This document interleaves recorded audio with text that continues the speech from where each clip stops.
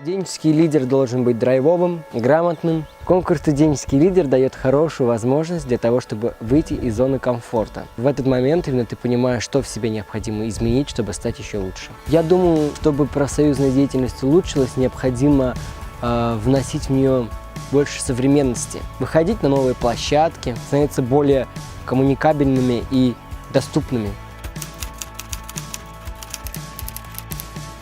Студенческий лидер – это человек, который может собрать команду, организовать ее, реализовать все свои планы. Этот человек должен быть понимающим, с профессиональными компетенциями и очень дружелюбный и жизнерадостный.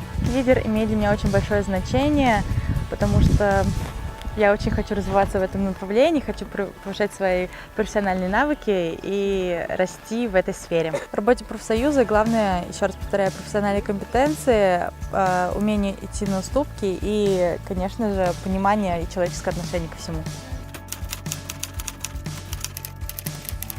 Студенческий лидер, в первую очередь, это уверенный в себе человек, человек, который сможет повести за собой команду людей, который сможет достичь всех своих поставленных целей, он должен быть целеустремленным, успешным. Но студенческий лидер – это в первую очередь проявление каких-либо личных качеств, харизмы, характера, и это мое призвание. Этот конкурс дает мне очень много знаний, опыта, умений. Здесь знакомишься с людьми, которые могут научить тебя чему-то новому, дать тебе советов, пользы и так далее. Студенческий лидер – это тот человек, который обладает достаточной информацией, которой он сможет делиться со студентами, которые обратятся к нему, будет вести их, организовывать и будет постоянно развиваться. Самое важное в работе профсоюзной организации – это сплоченный коллектив, который постоянно развивается, посещает разнообразные мероприятия, обучение, то есть не останавливаться на одном уровне, на достигнутом уровне. Очень важно, чтобы они не работали лишь в личном зачете, а работали командой. Студенческий лидер – это тот, кто ведет за собой команду, который готовит их к большим свершениям и помогает каждому студенту, который оказался в какой-либо беде или ему нужна помощь в реализации его проектов. Я решил стать студенческим лидером еще на первом курсе, когда я увидел все вот это движение профсоюза. Это очень зацепило, и я понял, что мне нужно помогать студентам и быть тем лидером, который поведет за собой команду.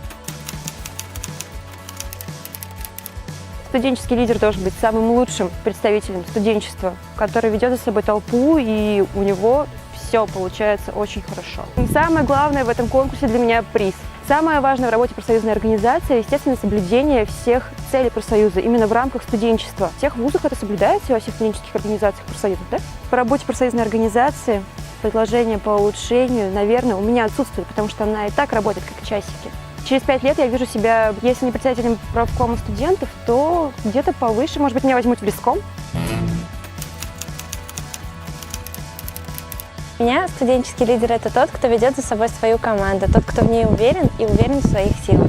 Как только я узнала о существовании конкурса «Студенческий лидер», я перед собой поставила цель – обязательно поучаствовать в нем. Студенческий лидер – это конкурс своего саморазвития и стремления к лучшему. В работе профсоюзной организации самое главное – защита прав и интересов студентов. Через 5 лет я вижу себя председателем первичной профсоюзной организации студентов и аспирантов Башкирского государственного университета.